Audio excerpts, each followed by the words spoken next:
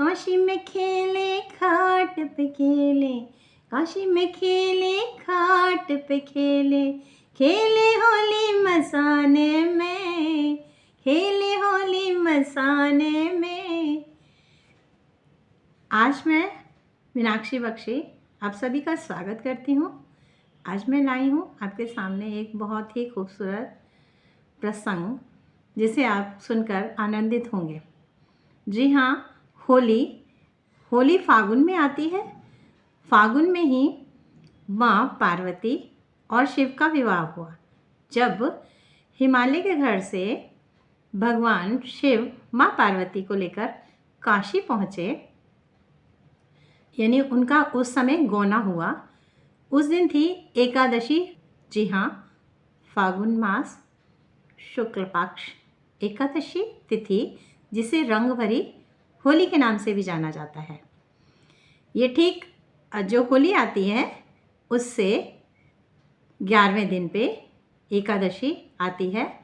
उसके बाद आपके 14 दिन पर जो आती है वो चतुर्थी होती है, फिर पूर्णिमा होती है। तब उस दिन होली खेली जाती है रंगों की। तो कुछ दिन पहले जब भगवान भोलेनाथ माँ पार्वती के साथ विवाह करके काशी में विश्वेश्वर धाम पर, जहाँ पर कि ज्योतिर्लिंग स्वरूप में विराजमान है, वहीं पर अपना विवाह करके गौना करके भगवान शिव माँ पार्वती के साथ आते हैं। अगले दिन सुबह रंगों की होली की जाती है। भगवान शिव पार्वती का विवाह गौना जब होता है तो उन्हें बहुत फूलों से स्वागत किया जाता है उनका, और बहुत ही खूबसूरत सजाया जाता है। परंतु जो शिव हैं वो सत्य को दर्शाते हैं कि जहाँ हमारा जन्म है वहीं मृत्यु है। आत्मा न मरती है, आत्मा हमेशा अमर रहती है। हमारा शरीर है जो मरता और जन्म लेता है। तो इस कथा को मैं आगे बढ़ाती हूँ कि क्यों उन्होंने मसाने में होली खेली, किसकी? राख से। जी हाँ, जहाँ पर मणिकरण घाट है और हरिश्चंद्र घाट है, वहाँ पर उन्होंने जो मृत शरीर से राख होती है उसे अपने शरीर पर मलकर और लोगों पर उड़ाकर होली का त्यौहार मनाया, क्योंकि वहाँ पर रंग उपलब्ध नहीं थे। रंगों के अभाव के कारण। और दूसरी एक और कथा भी आती है शिवपुराण में कि जो उन्होंने होली खेली उसमें किन्नर गण और जो भूत प्रेत थे उनको होली खेलना तो रंगों से होना नहीं था। इसलिए भगवान शिव शमशान के वासी हैं, उन्होंने वहाँ पर उन्हीं सभी के साथ, अघोरियों के साथ वहाँ पर सुंदर होली का मनाने का सोचा, और वो आज तक भी ये परंपरा चली आ रही है। जी हाँ, सतयुग से चले आने वाली ये परंपरा अघोरियों के साथ, अपने गणों के साथ उन्होंने भस्म से होली का त्यौहार मनाया। कुछ आगे चलते हैं। होली का त्यौहार जो मनाया गया वो द्वादशी को मनाया गया था। एकादशी में वो आए थे माँ पार्वती को गौना करके लेके अपने घर, यानी काशी में वो उनका निवास स्थान है। वहाँ हमेशा शिवेश्वर हमारे भोले बाबा विराजमान है ज्योति स्वरूप में, और माँ अन्नपूर्णा के रूप में माँ वहाँ पर सदैव विराजमान रहती है। वह उन दोनों का निवास स्थान है। और ये जो माता सती थी वही ही माँ पार्वती का रूप है। मैंने बहुत सारी कथाएं बोली हैं, अगर किसी ने सुनी होगी तो उन्हें पहले से पता होगा, या मेरी कथाओं से नहीं, अगर शिव पुराण पढ़ा होगा तो उसमें भी वर्णित है। बहुत सारी कथाएं हैं जो आपने कहीं YouTube पे सुनी होंगी। मैं उसी बारे में ही बात कर रही हूँ कि जब प्रजापति की पुत्री माँ सती ने अपने देह का त्याग किया था, उस वक्त उन्होंने देह त्यागते हुए ये बोला था कि मैं अगला जन्म लूँगी तो मेरा विवाह भोलेनाथ से ही होना चाहिए। भोले शंकर जो है वो युगों युगों से माँ पार्वती का इंतज़ार कर रहे हैं और माँ पार्वती ने भी भिन्न भिन्न रूपों में अपने भोले बाबा को स्वीकार किया है। उन्होंने कठोर तपस्या करके भोलेनाथ को पाया है।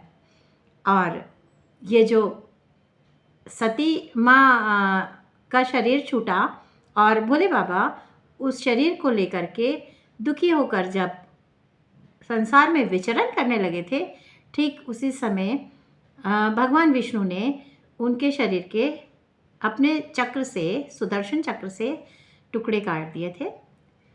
सुदर्शन चक्र के चलने से उनके शरीर के कई अंग कटे, जहाँ पर कि 51 शक्तिपीठ विराजमान हुए। जहाँ पर ये मणिकरण घाट है, मणिकरण घाट में चिताएं जलाती हैं। चिताएं रोज़ जलती हैं और 24 घंटे जलती ही रहती हैं। और हरिश्चंद्र घाट पर भी ऐसा ही होता है। वहाँ की चिताएं कभी शांत नहीं होती, क्योंकि शिव कहते हैं, शिव बताते हैं डमरू से वही संरक्षण कारक है और वही विनाश कारक है। डमरू का एक स्वरूप जो है हमें बताता है कि ये सर्जन है और दूसरा विनाश कारक। और जो बीच में जहाँ से डमरू पकड़ा जाता है वो है बैलेंस, संतुलन। जी हाँ, डमरू जब शंकर भगवान हाथ में पकड़ते हैं और बजा करके बताते हैं कि सृष्टि का आरंभ भी है और अंत भी है, और भगवान भोलेनाथ उस सृष्टि को रचने वाले वो हमेशा शमशान के राजा बन के रहते हैं। शमशान में उनका वास होता है। आपने कई शमशान में देखा होगा कि भोलेनाथ वहाँ पर विराजमान होते हैं। जी हाँ, जब माँ सती के शरीर के अंग गिरे थे तो वहीं पर ही मणिकरण घाट में उनका कान का मणि गिरा था, जिसके कारण वहाँ मणिकरण घाट बना। और मणिकरण घाट और हरिश्चंद्र घाट में कहते हैं कि काशी में जो अपने शरीर का त्याग करते हैं, जिनका दाह संस्कार वहाँ किया जाता है, भगवान शिव उनके कान में तारक मंत्र कहते हैं और वो मुक्त हो जाते हैं। यानी जन्म मरण के चक्र से मुक्ति पा लेते हैं और उनका संसार में फिर जन्म नहीं होता है। क्योंकि 84 लाख योनियों में घूमना है हमें, ये तो पक्का ही है, और वो हमारे कर्मों के आधार पर है, ये भी आप सभी जानते हैं।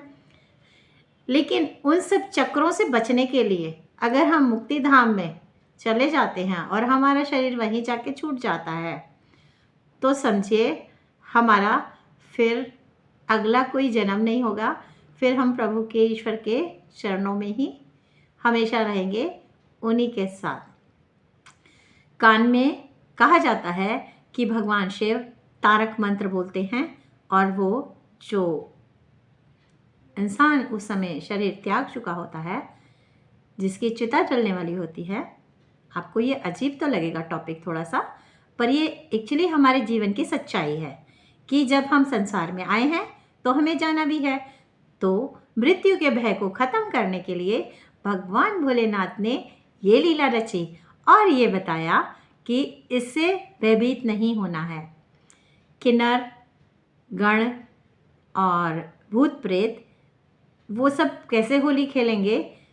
उन्हें होली खिलाने के लिए भगवान भोलेनाथ ने भस्म से द्वादशी के दिन यानी एकादशी से अगले दिन होली खेली। तभी ये गाना भी बना उसी पर। काशी में खेले घाट पे खेले, काशी में खेले घाट पे खेले।